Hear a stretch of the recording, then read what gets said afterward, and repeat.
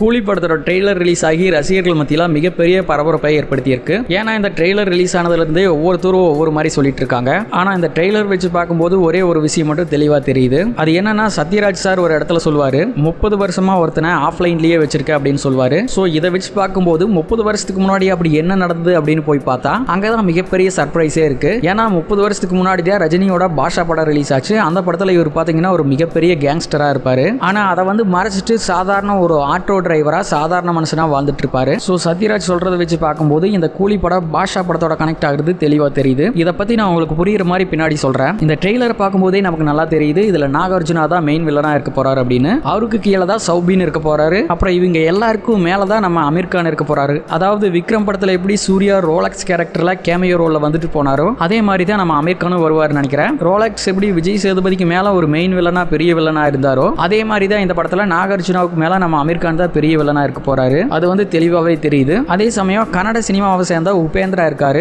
இவரு கன்னடத்துல ஒரு மிகப்பெரிய நடிகர் தான். இவரோட கேரக்டர் வச்சு பார்க்கும்போது இவரு கூலியா தான் இருக்காரு. அதாவது ரஜினிகாந்த்க்கு சப்போர்ட் பண்ற மாதிரி ரோல்ல தான் இவர் நடிச்சிருப்பாரு. ஏன்னா இதுக்கு முன்னாடி ஜெயிலர் படம் ரிலீஸ் ஆச்சு. அதுல ஒரு கன்னட ஆக்டர் சிவராஜ்குமார் இருந்தாரு. அவரும் ரஜினிக்கு சப்போர்ட் பண்ற மாதிரி ரோல்ல தான் நடிச்சிருந்தாரு. சோ அதனால இவரும் ரஜினிக்கு சப்போர்ட் பண்ற ரோல்ல தான் இருப்பாரு அப்படிங்கிறது தெளிவாவே தெரியுது. சோ சத்யராஜ், ரஜினிகாந்த், ஸ்ருதிகாசன் இவங்கெல்லாம் ஒரு சைடு இருக்காங்க. அந்த சைடு ஆப்போசிட்ல வில்லனா பாத்தீங்கன்னா அமீர் கான், நாகார்ஜுனா, சௌபின் இவங்கெல்லாம் இருக்காங்க. சோ இதெல்லாத்தையும் பத்தி தெளிவா பார்க்கறதுக்கு முன்னாடி பொதுவா லோகேஷ் கனகராஜோட ட்ரெய்லர்ல பாத்தீங்கன்னா படத்தோட கதையை கண்டுபிடிக்காத மாதிரி தான் ட்ரெய்லர் கட் வச்சிருப்பாரு. ஆனா அதே சமயம் அந்த ட்ரெய்லர் 3 நிமிஷம் இருந்தாலும் கூட போர் அடிக்காத மாதிரி தான் நிறைய முக்கியமான சீன்ஸ் அதுல வச்சிருப்பாரு. இதுக்கு உதாரணமா பாத்தீங்கன்னா கைதி படத்துல வர இந்த கிளைமேக்ஸ் ஃபைட்டை ட்ரெய்லர்லயே வச்சிருப்பாரு. அதே மாதிரி விக்ரம் படத்தோட ட்ரெய்லர்லயும் பாத்தீங்கன்னா கிளைமேக்ஸ்ல வர அந்த ஃபைட் சீனை அந்த முக்கியமான சீனை ட்ரெய்லர்லயே வச்சிருப்பாரு. சோ இந்த படத்துலயும் அதே மாதிரி தான் வச்சிருக்காரு. அது எல்லாத்தையும் நம்ம தெளிவா டீடைலா பார்க்கலாம். சோ அப்புறம் இன்னொரு விஷயம் என்னன்னா, இந்த படம் டைம் டிராவலிங் பத்தி தான் இருக்க போகுதுன்னு ஒரு மிகப்பெரிய வதந்தி பரவிட்டு இருக்கு. இதுக்கு காரணம் என்னன்னா, இந்த படத்துல அடிக்கடி வாட்சை காட்டுவாங்க.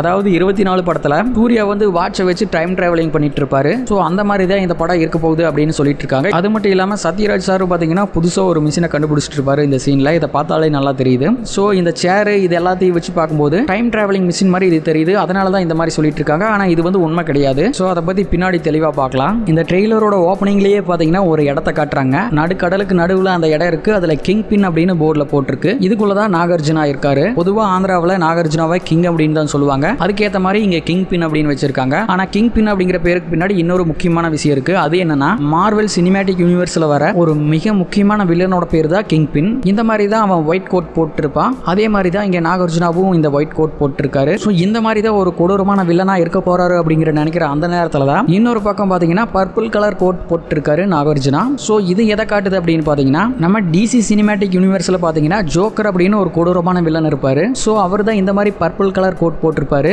சோ இத ரெண்டுத்தையும் பார்க்கும்போது என்ன தெரியுது அப்படின்னா, மார்வெல், டிசி அப்படின்னு ரெண்டுலயுமே வர்ற கொடூரமான வில்லன்களை ஒன்னா சேர்த்த மாதிரி ஒரு கொடூரமான வில்லனா தான் நம்ம நாகார்ஜுனா இருக்க போறாரு அப்படிங்கிறது தெளிவா தெரியுது. அதுக்கேற்ற மாதிரி பேக்ரவுண்ட்ல ஒரு வாய்ஸ் கேக்குது. ஒருத்தன் பிறக்கும் போதே அவன் யார் கையில சாகணும்னு அவன் நெத்தியில எழுதியிருக்கு அப்படின்னு சொல்றாரு. சோ இதுலயே தெரியுது இவர் எல்லாரையும் கொலை பண்ணிட்டு தான் இருக்க போறாரு அப்படிங்கிறது தெரியுது. அதுக்கேற்ற மாதிரி ஒரு கலரையும் காட்டுறாங்க. அதுக்கு அடுத்த ஃப்ரேம்ல தான் நம்ம விபினா காட்டுறாங்க. அவர் பாத்தீங்கன்னா கையில ஒரு வாட்ச் வச்சிருக்காரு. அந்த வாட்ச் கொஞ்சம் வித்தியாசமா இருக்கு. அவர் ஆப்ரேட் பண்றத பாத்தீங்கன்னாலே தெரியும். சோ இது மட்டும் இல்லாம இதுக்கு முன்னாடியும் பாத்தீங்கன்னா நிறைய வாட்சஸ் இந்த படத்துல காட்டியிருக்காங்க. இது எல்லாத்தையும் வச்சுதான் இந்த மிஷின் சூர்யாவோட 24 படத்துல வர மாதிரி டைம் டிராவலிங் பத்தின படமா இருக்க போகுது அப்படின்னு சொல்லிட்டு இருக்காங்க. அப்புறம் இன்னொரு இடத்துல பாத்தீங்கன்னா சத்யராஜும் ஒரு ஆர்வமா ஒரு மிஷினை கண்டுபிடிச்சிட்டு இருப்பாரு. அதுக்கு பக்கத்துலயே ஒரு சேர் இருக்கும். அதாவது டைம் டிராவலிங் படத்துல எல்லாம் அந்த சேர்ல உட்காந்து ஃபியூச்சருக்கும் பாஸ்டுக்கும் போற மாதிரி இருக்கும். சோ இது எல்லாத்தையும் பார்த்துட்டு தான் இந்த படம் டைம் டிராவலிங் பத்தின படமா இருக்க போகுது அப்படின்னு ஒரு பெரிய வதந்தி பரவிட்டு இருக்கு. ஆனா அது உண்மை கிடையாது. ஏன்னா இதை பத்தி நம்ம லோகேஷ் கனகராஜ் தெளிவாவே சொல்லிட்டாரு. இது டைம் டிராவலிங் பத்தின படம் கிடையாது. ஏன்னா இது காஸ்ட்லியான வாட்ச் தயாரிக்கிற ஒரு ஃபேக்டரியோட சம்பந்தப்பட்ட கதையா இருக்குது அப்படிங்கறத உறுதியா நம்ம லோகேஷ் கனகராஜ் தெளிவாவே சொல்லிட்டாரு. சோ இந்த இடத்தை பார்க்கும்போது இது ஹார்பர் அப்படிங்கிறது தெளிவாவே தெரியுது. சோ இந்த ஹார்பரை பயன்படுத்தி தான் நாகார்ஜுனாவோட டீம் சட்டவிரோதமான செயல்கள்ல ஈடுபட்டு இருக்காங்க அப்படிங்கிறதும் நமக்கு தெளிவாவே புரியுது. இதுக்கு முன்னாடி வந்த லோகேஷ் கனகராஜோட படங்களான விக்ரம், லியோ இந்த படங்கள் எல்லாம் பாத்தீங்கன்னா போதைப் பொருள் கடத்துற மாதிரி இருக்கும். ஆனா இந்த படத்துல போதைப் பொருட்கள் இருக்கிற மாதிரி தெரியல. அதுக்கு பதிலாக பாத்தீங்கன்னா இந்த கண்டெய்னர்கள் மூலமா தங்கங்களை கடத்துற மாதிரி இருக்கும் அப்படின்னு தோணுது. அப்படி இல்லைன்னா இவங்க பேசுற டயலாக் எல்லாம் வச்சு பார்க்கும்போது மனுஷங்களையோ அல்லது பெண்களையோ கடத்துற மாதிரி தெரியுது. இந்த சீன்ல பாத்தீங்கன்னா ஒரு மனுஷனை ட்ரேஸே இல்லாம தூக்க முடிஞ்சா it can be a disaster அப்படின்னு நம்ம விபின் சொல்றாரு. அதாவது மனுஷங்களை தடயமே இல்லாம அழைச்சிட்டு இருப்பாங்க போல தெரியுது. இது எப்படி தெரியுதுன்னா, நம்ம சத்யராஜ் அவர்கள் கண்டுபிடிச்சிட்டு இருக்கிற அந்த மிஷினை வச்சு பார்க்கும்போது அந்த மாதிரி தான் தெரியுது. அதுக்கேற்ற மாதிரி நம்ம ஸ்ருதிகாசனும் ஒரு கண்டெய்னரை ஓபன் பண்றாங்க. அதில் பார்த்தீங்கன்னா நிறைய டெட் பாடிஸ் இருக்கிற மாதிரி தான் தெரியுது. ஸோ இது எல்லாத்தையும் இவங்க தடையமே இல்லாமல் அழிக்கிற மாதிரி தான் தெரியுது. அதாவது இந்த மிஷினை வந்து சத்யராஜ் நல்ல விஷயங்களுக்காக கண்டுபிடிச்சிருப்பாரு அப்படின்னு நினைக்கிறேன். அதை வந்து நம்ம நாகார்ஜுனா டீம் தப்பான விஷயங்களுக்காக பயன்படுத்துற மாதிரி தெரியுது. இந்த சீனை பார்க்கும்போது டார்க் நைட் அப்படிங்கிற பேட்மேன் படத்தில் வர சீன் தான் ஞாபகப்படுத்துது. அதுல வில்லன் யாரு அப்படின்னு பார்த்தீங்கன்னா இந்த ஜோக்கர் தான். அதுல வர ஜோக்கர் கேரக்டர் தான் இந்த மாதிரி பர்பிள் கலர் கோட் போட்டிருப்பாரு. ஸோ இதை பார்க்கும்போது அந்த மாதிரி தான் தெரியுது. அடுத்ததான் நம்ம நாகார்ஜுனா போற இந்த ஸ்டைல் எல்லாம் பார்த்தீங்கன்னா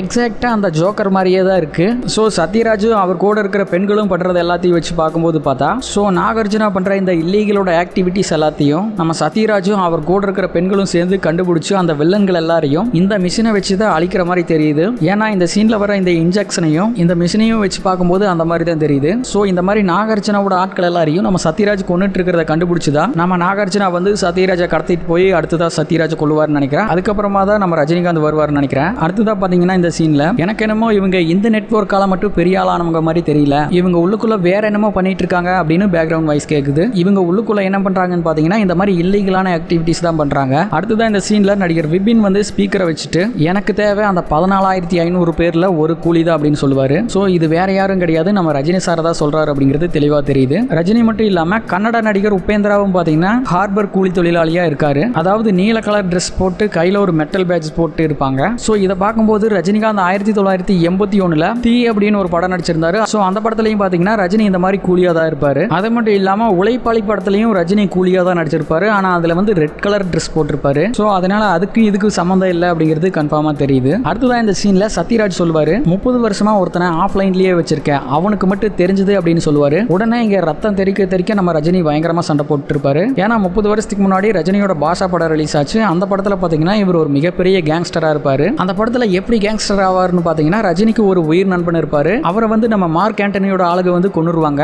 அதுக்கு பழிவாங்கறதுக்காக தான் ஆண்டனியோட ஆளுகளை வந்து ரஜினி கொன்னுட்டு பாஷாவா ஒரு மிகப்பெரிய கேங்ஸ்டரா மாறுவாரு. அதாவது அவரோட உயிர் நண்பனுக்காக தான் வந்து ரஜினி பாஷாவா கேங்ஸ்டரா மாறுவாரு. ஆனா அந்த கேங்ஸ்டரா இருந்ததை மறைச்சிட்டு ஆட்டோ டிரைவரா ஒரு சாதாரண ஆளா வந்து ரஜினி வாழ்ந்துட்டு இருப்பாரு. சோ சத்யராஜ் சொல்றது வந்து அதை தான் ஞாபகப்படுத்துது. ஸோ அப்படி 30 வருஷமா சாதாரண ஒரு ஆளா இருக்கிற ரஜினி தான் வந்து ஆஃப்லைன்ல இருக்காரு அப்படின்னு நம்ம சத்யராஜ் சொல்றாரு. ஸோ சத்யராஜை வந்து கடத்திட்டு போய் இந்த மாதிரி வச்சு டார்ச்சர் பண்றாங்க. அநேகமா சத்யராஜை கொண்டுருவாங்கன்னு நினைக்கிறேன். ஸோ சத்யராஜுக்காக தான் நம்ம ரஜினி வந்து மறுபடியும் அந்த கேங்ஸ்டர் மாதிரி பயங்கரமா சண்டை போடுவார்னு நினைக்கிறேன். அதுக்கேற்ற மாதிரி தான் சூப்பர் ஸ்டார் அப்படிங்கிற டைட்டில்லையே பாத்தீங்கன்னா ஃபர்ஸ்ட் நீல கலர்ல போடுவாங்க. இது வந்து அமைதியா சாஃப்டா இருக்கிறத குறிக்குது. அதுக்கப்புறமா பாத்தீங்கன்னா ரெட் கலர்ல மாறும். இது வந்து ரத்தம் தெறிக்க தெறிக்க சண்டை போடுற அந்த வயலன்ஸான ரஜினி குறிக்குது. ஸோ பாஷா படத்துல எப்படி நண்பனுக்காக ரஜினி பாஷாவா கேங்ஸ்டரா மாறினாரோ அதே மாதிரி இந்த கூலி படத்துலயும் சத்யராஜுக்காக மறுபடியும் அந்த கேங்ஸ்டர் கேரக்டருக்கு மாற போறாரு அப்படிங்கிறது நமக்கு தெளிவாவே தெரியுது. அடுத்ததான் இந்த சீன்ல பாத்தீங்கன்னா நாகார்ஜுனா சொல்லுவாரு எனக்கு இவனை எங்கேயோ பார்த்த மாதிரி இருக்குன்னு சொல்லுவாரு. சொல்லிட்டு அப்படியே துப்பாக்கி எடுத்து நீட்டுவாரு.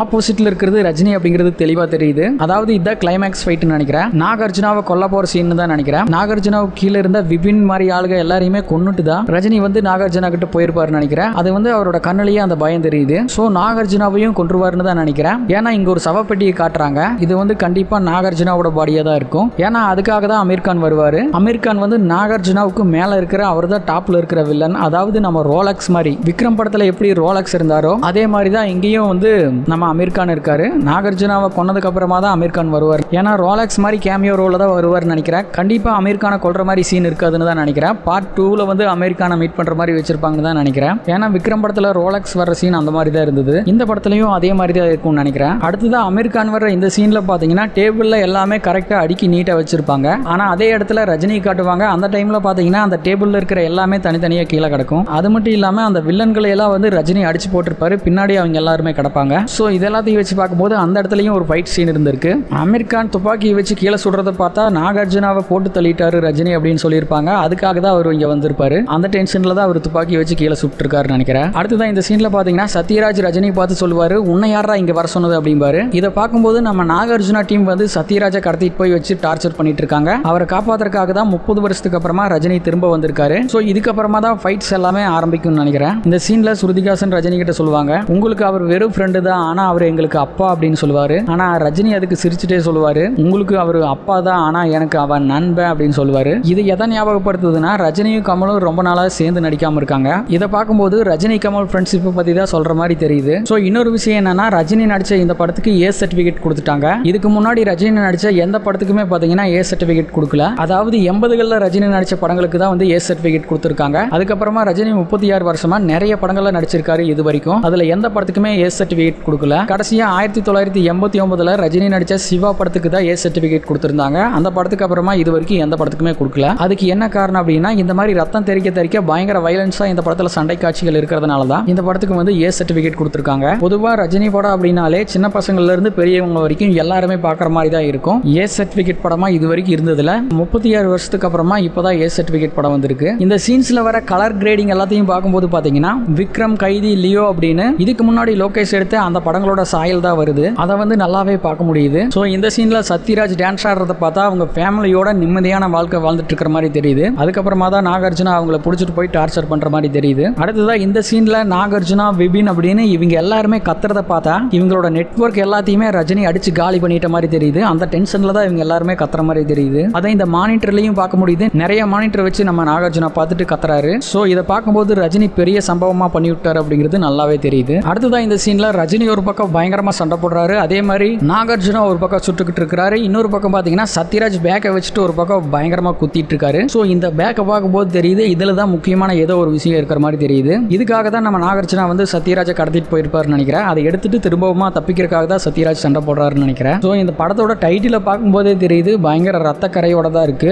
ஸோ உள்ளுக்குள்ள இந்த படமும் பயங்கர ரத்தம் தெறிக்க ஃபைட் சீன்ஸ் எல்லாம் இருக்குன்னு நினைக்கிறேன். அதனால தான் இந்த படத்துக்கு ஏ சர்டிபிகேட் கொடுத்துருக்காங்க. ஸோ இந்த படம் வேற லெவலில் தான் இருக்க போகுதுன்னு நினைக்கிறேன். கடைசியா பார்த்தீங்கன்னா இந்த தேவாவை பத்தி தெரிஞ்சிருந்தும் என்கிட்டயே விளையாடி இருக்கு அப்படின்னு ரஜினி சார் சொல்லிட்டு நடந்து வராரு. அப்படியே ஒரு நெகட்டிவ் சைட்ல காட்டுறாங்க ரஜினியை. இதை வந்து பாஷா படத்தை ஞாபகப்படுத்துது. ரெண்டும் பார்த்தீங்கன்னா ஒரே மாதிரி தான் இருக்கும். ஸோ இந்த படத்துல நிச்சயமா அங்கங்க காமெடியும் இருக்குன்னு தான் நினைக்கிறேன். ஏன்னா கடைசியா ரஜினி சார் பண்றதை இதை வச்சு பார்க்கும்போதே தெரியுது. நம்ம தமிழ் சினிமாவில் வந்து இது வரைக்கும் எந்த படமுமே 1000 கோடியை கலெக்ஷன் பண்ணதில்லை அப்படிங்கிற ஒரு குறை வந்து இருந்துட்டு இருக்கு. ஆனா இந்த படம் வந்து நிச்சயமா 1000 கோடியை கலெக்ஷன் பண்ணும். இப்போ புஷ்பா 2, KGF, பாகுபலி போன்ற படங்கள் எல்லாம் பாத்தீங்கன்னா 1000 கோடிக்கு மேல கலெக்ஷன் பண்ணிருக்கு. ஹிந்தி படத்திலையும் நிறைய படங்கள் 1000 கோடியை கலெக்ஷன் பண்ணிருக்கு. ஆனா நம்ம தமிழ் சினிமாவில் வந்து எந்த படமுமே 1000 கோடியை கலெக்ஷன் பண்ணது இல்ல. இதுக்கு காரணம் என்ன அப்படின்னு பாத்தீங்கன்னா தென்னிந்தியாவில் தமிழ் படங்கள் அதிகமா கலெக்ஷன் பண்ணாலும் ஹிந்தி பெல்ட்ல வந்து பாத்தீங்கன்னா தமிழ் படங்கள் அதிகமா கலெக்ஷன் பண்றது இல்ல. அதுக்காக தான் இந்த தடவை அமீர் கானாவே கூட்டிட்டு வந்திருக்காங்க. ஹிந்தியில இருக்கிற டாப் ஹீரோக்கள் இவரு ஒருத்தர். சோ இப்படி ஹிந்தியில ஒரு முக்கியமான ஆக்டர், அப்புறம் கன்னட சினிமாவில இருந்து உபேந்திரா, தெலுங்கு சினிமாவில் கிங்கா இருக்கிற நாகார்ஜுனா அப்படின்னு எல்லா ஸ்டேட்ல இருந்தும் ஒரு முக்கியமான ஆக்டர்ஸ் வந்து கொண்டு வந்திருக்காங்க. சோ இதனால பாத்தீங்கன்னா எல்லா ஸ்டேட்லயுமே வந்து கலெக்ஷன் அதிகமாகி நிச்சயமா இந்த படம் 1000 கோடியை கலெக்ஷன் பண்ணும் அப்படிங்கிற ஐடியால தான் இந்த படத்தை பண்ணியிருக்காங்க. சோ நம்ம பொறுத்திருந்து பார்ப்போம். இந்த வீடியோ பிடிச்சிருந்தா லைக் பண்ணுங்க, ஷேர் பண்ணுங்க, கமெண்ட் பண்ணுங்க.